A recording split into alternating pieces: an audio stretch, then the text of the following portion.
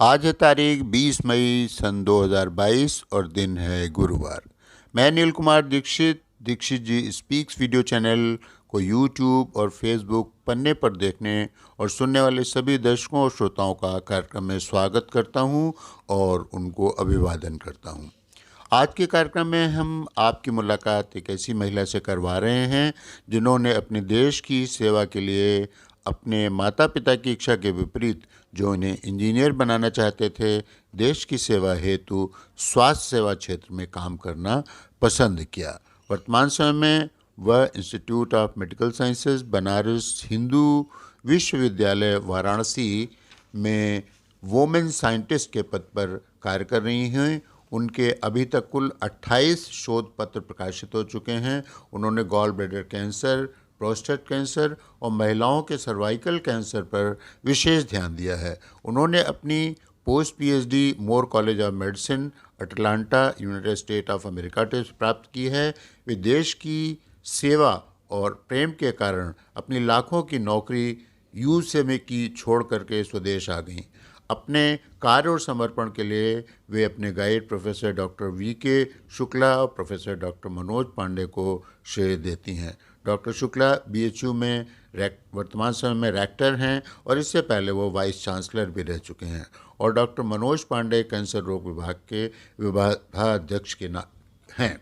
तो इन युवा वैज्ञानिक का नाम है डॉक्टर रूही। आइए हम डॉक्टर रूही से अब आपकी मुलाकात करवाते हैं और उनसे हम आपको रूबरू करवाते हैं।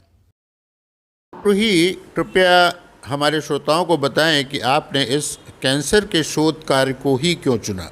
यदि आप इस क्षेत्र में मेडिकल प्रैक्टिस करती तो आप अधिक फ़ायदे में रहती। हाँ, आपने बहुत ही उचित प्रश्न किया है, लेकिन मेरा उद्देश्य मात्र पैसा कमाना नहीं था। मैं महिलाओं के स्वास्थ्य के विषय में चिंतित थी, इसलिए मैंने शोध कार्य को चुना, ना कि मेडिकल प्रैक्टिस की दिशा में कार्य करने को।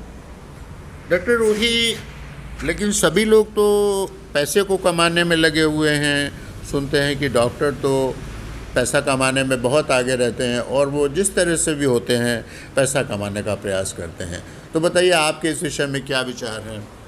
ऐसा नहीं है, मेरे ही तरह बहुत से लोग पैसे को महत्व ना देके लोगों को ऐसा नहीं है, मेरी ही तरह बहुत से लोग ऐसे हैं जो पैसे को महत्व ना देकर लोगों के विषय में सोचते हैं। और भी बहुत सारे लोग इसी प्रकार के कामों में लगे हैं। इस शोध कार्य में भी सरकार हमें इतनी सैलरी देती है कि उससे हम आराम से अपना जीवन यापन कर सकते हैं। डॉक्टर रूही, कृपया यह बताएं कि आपने अपना पहला शोध क्या किया था? जिस शोध को करने पर मुझे पीएचडी की उपाधि प्राप्त हुई है, उसका विषय था कि गॉल ब्लैडर कैंसर गंगा के किनारे क्षेत्र में ही क्यों होता है। तो उसके बारे में मैंने अपना पहला शोध पत्र प्रकाशित हुआ था। हमारी जानकारी के अनुसार आपने पोस्ट पीएचडी भी किया हुआ है। जी हाँ, मैं अपनी पीएचडी करने के बाद बाहर यूएसए गई थी, अटलांटा। वहाँ पे मैंने पोस्ट पीएचडी पोस्ट डॉक किया है। उसके बाद मैंने एक आईयूसीडी संस्था थी, वहाँ पे भी काम किया है। और अभी मैं वर्तमान में वुमेन साइंटिस्ट की पोस्ट में बीएचयू में काम कर रही हूँ। डॉक्टर रूही, हम आपसे जानना चाहेंगे कि पोस्ट पीएचडी में आपका क्या विषय था? मैं शुरू से ही गॉल ब्लैडर कैंसर पे ही मेरा काम रहा है। तो मैंने पोस्ट पीएचडी में भी, मैंने जो पीएचडी में काम शुरू किया था गॉल ब्लैडर कैंसर को लेके, उसी को ही मैंने आगे बढ़ा के अपने पोस्ट पीएचडी में भी गॉल ब्लैडर कैंसर पे की, और वो जीन्स जो उसमें इन्वॉल्व हैं उनका क्या अधिक रोल है, वो कैसे उस रोल गॉल ब्लैडर कैंसर को कॉज करते हैं, उसके बारे में उसी रिसर्च को कंटिन्यू किया हुआ है अभी तक।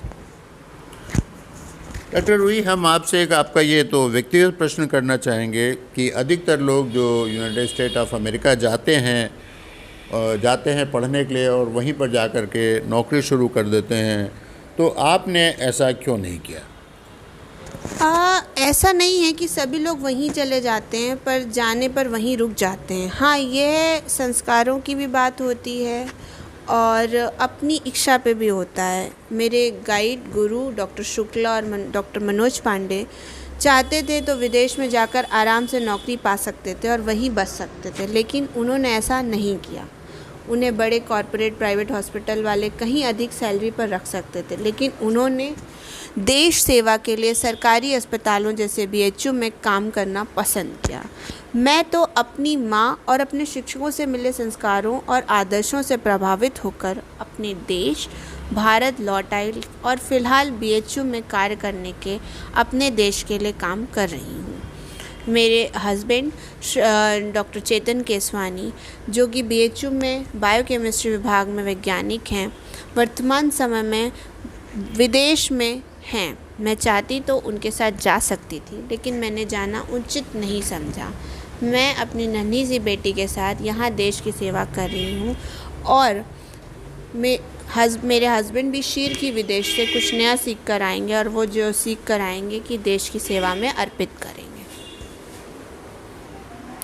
डॉक्टर रूही, कृपया बताएं कि आपके पति जब विदेश से शोध पर कार्य करके और कुछ चीज़ें सीख करके आएंगे तो उसके बाद वो यहाँ पर आके क्या करेंगे? उनके इस रिसर्च से देश को क्या लाभ होगा? जी, उनका जो शोध कार्य है वो एग्रीकल्चर बेस्ड और बायोकेमिस्ट्री बेस्ड है। तो वो यहाँ पे आकर बिना रासायनिक खादों या कीटनाशकों के से कैसे हमारे फार्मर्स को उससे या हमारी जो खेती है उनको कैसे फ़ायदा पहुँच सकता है, उसके बारे में वो शोध कर रहे हैं और उसी से हमारे यहाँ उसको फ़ायदा मिलेगा हिंदुस्तान में आके। डॉक्टर रूही, अब हम आपसे एक प्रश्न ये करेंगे कि जो हमारे विषय से थोड़ा सा हट के जा रहा है, उसमें आपसे कहेंगे कि आप महिलाओं के लिए विचारों के लिए, महिलाओं की स्वतंत्रता के लिए बहुत ज़्यादा जागरूक रही हैं, तो आप उसमें किस तरह से कार्य कर रही हैं, जिससे कि महिलाओं के लिए क्या कार्य कर रही हैं? जैसे मेरा शोध का विषय है गॉल ब्लैडर कैंसर, ये भी हमारा ज़्यादातर महिलाओं में होता है। इसके साथ ही दूसरे कैंसर्स होते हैं जो कि सर्विक्स कैंसर है या ब्रेस्ट कैंसर है, ये भी महिलाओं में अधिक पाया जाता है। तो मेरा ये है कि महिलाओं को स्वास्थ्य के प्रति जागरूक बनाया जाए, वो अपने के बारे में भी सोचें, अपने स्वास्थ्य के प्रति ध्यान दें और बीमारियों के प्रति जागरूक बनें। डॉक्टर रूही, आज आपसे एक आखिरी प्रश्न मैं करना चाहूँगा कि कृपया ये बताएं कि आपका अपने बाद आने वाली युवा पीढ़ी के लिए कोई संदेश होगा, कोई मैसेज होगा जो आप देना चाहेंगी? मैं अपनी आगे आने वाली पीढ़ी को यही कहूँगी कि आप जो भी ज्ञान अर्जित कर रहे हैं वो अपने देश के लिए राष्ट्र निर्माण में लगाएं।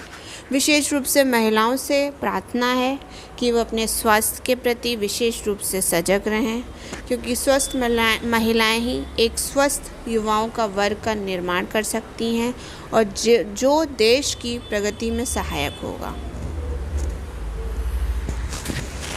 डॉक्टर रूही, आपका बहुत बहुत धन्यवाद कि आप हमारे कार्यक्रम के लिए आपने हमारे लिए समय निकाला, और जिस समय आप हमारे स्टूडियो में उपस्थित नहीं हो सकें, आपने वीडियो कॉन्फ्रेंसिंग के द्वारा अपना ये कार्यक्रम हमें दिया। इसके लिए हम आपको तहे दिल से धन्यवाद देते हैं। और आपका कार्यक्रम हमारे वीडियो चैनल पर आया, हम इससे प्रसन्न हैं कि, और आपसे अनुरोध करेंगे जैसे भी अपने शोध कार्य करें महिलाओं के लिए या किसी के लिए, तो वो बातें आप हमें प्रेषित करते रहें जिससे हम अपने दर्शकों और श्रोताओं को बताते रहें। डॉक्टर रूही, आपको बहुत बहुत धन्यवाद और नमस्कार। अब श्रोताओं से मेरा अनुरोध है कि कार्यक्रम के विषय में अपनी टिप्पणी से हमें अवश्य अवगत कराएं। हमारे वीडियो को YouTube पर सब्सक्राइब, लाइक और फेसबुक पर लाइक और फॉलो करें, और अपने स्वास्थ्य का ध्यान रखिएगा। हम आपको स्वास्थ्य के विषय में आगे भी इसी तरह के कार्यक्रम देते रहेंगे। तब तक के लिए हम विदा लेते हैं। नमस्कार।